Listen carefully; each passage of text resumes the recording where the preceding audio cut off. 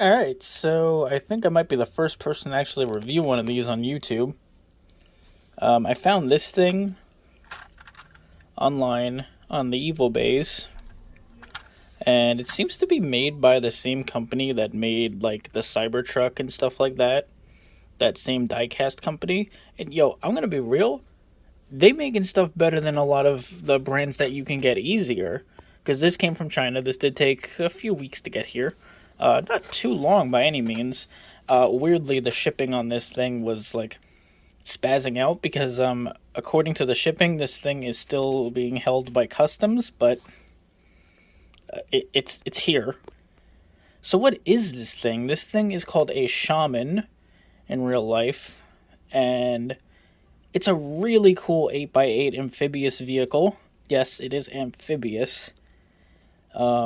Russian design, strictly civilian from what I can see.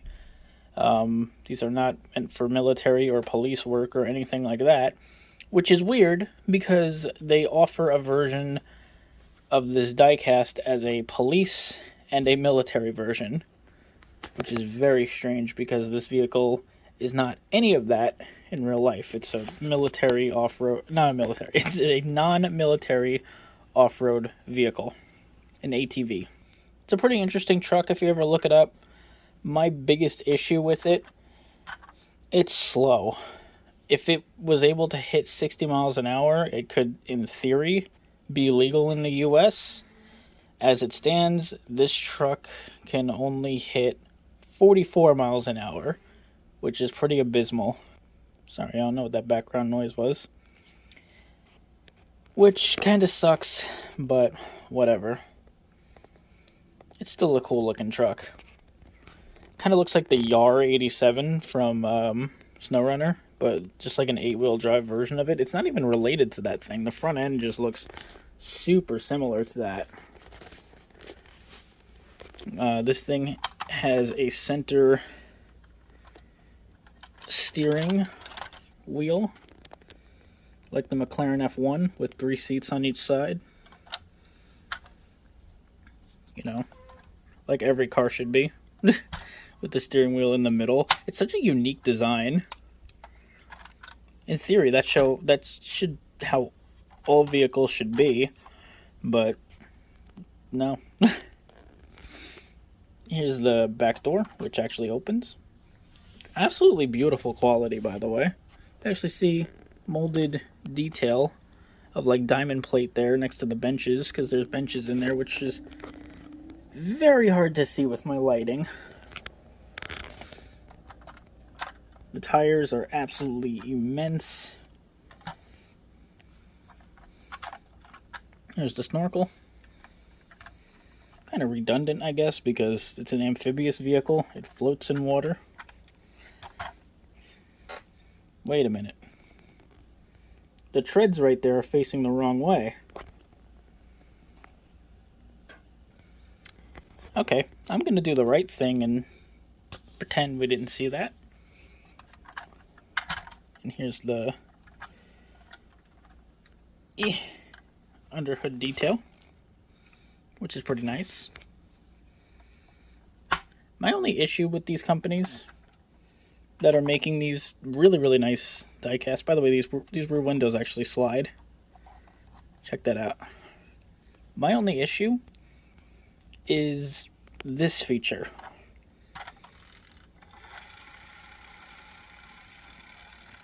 They still try to market these as toys. You can see it's supposed to make lights and sounds, and I hate that. And it actually has a full working suspension. If they didn't market it as a toy and they actually made these as high-end collectibles and didn't worry about putting things like lights and sounds, I mean, working headlights I'm fine with, but having these toy-like sounds and stuff like that, if they didn't focus on that and just made these into what they should be, collectibles, these would be amazing. I mean, they still are. This is still amazing. I absolutely love it. Don't get me wrong. And I'm definitely considering another one of these because it's really freaking cheap. I mean, not really cheap, but considering how big it is, like, it's a steal. Like I didn't even pay like $35 for this thing. Like barely the price of a normal model kit. Anyway, all-terrain vehicle 8x8 looks a little corny. I would have just preferred the real truck. Doesn't have anything there. The real truck actually is colored a little bit differently. This flat black piece here actually goes over here. The door I still think is orange, and it continues to about here. This whole windshield area should be black, but it's not. It's kind of this weird two-tone. When you see the real one, you'll know what I mean. But I actually kind of like it. It gives it a different vibe. As for this thing right here, someone farting outside. What the hell was that noise? At least the graphic looks nice of the Shaman with the mountains in the background. I would have preferred it just being plain. Not the cheesy adventure. Sure. But, yeah, that's the Shaman. Or the Yar. I'm going to say it's a Yar. Anyway. I love it. This is definitely worth it. If you see it on the Evil Bays there, pick it up. I am so excited that we finally got one of these in scale. Oh my god. So let's review it. This is a 2022 Mustang Mach-E GT. This is the GT edition because it has the blacked out quote-unquote grill there, which is really, really cool.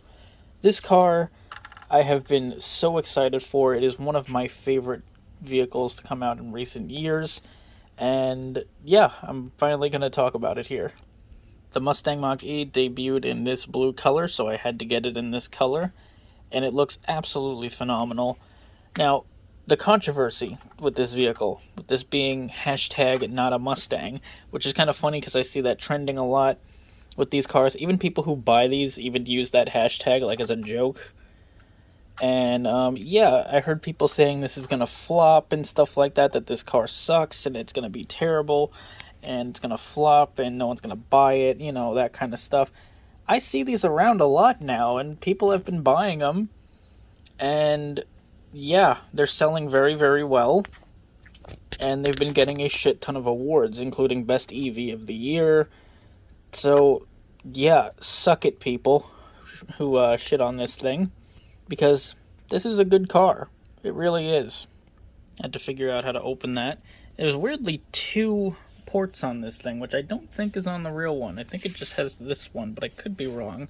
I got to sit in this thing very, very briefly at the auto show. Very comfortable. Very, very nice. I could definitely see me getting one if I had the money. This car actually does something that's a little bit unique in terms of styling.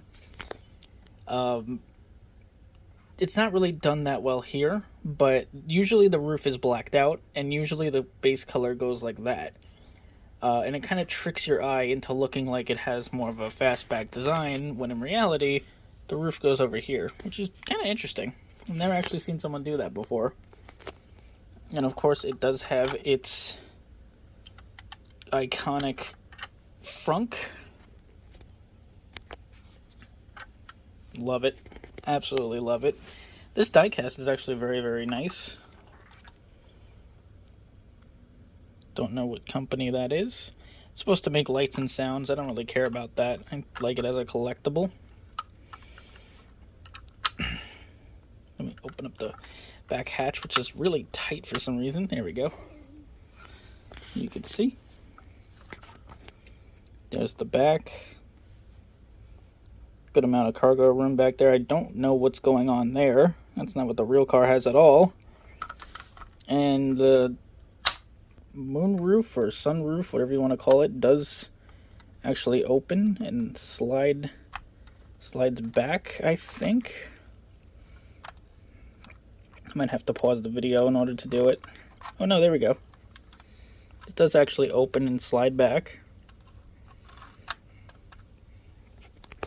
I have another diecast that I got, and I'll compile it into this video as well, and I recorded it last night, so if it sounds a little bit different, that's why, because I'm recording the Mustang one after, but I'm going to do the Mustang one first in the video, so you'll see this one first and then that one after. So yeah, the Mustang Mach-E, I think, is a car that gets way too much hate. It's another option in the Ford Mustang lineup.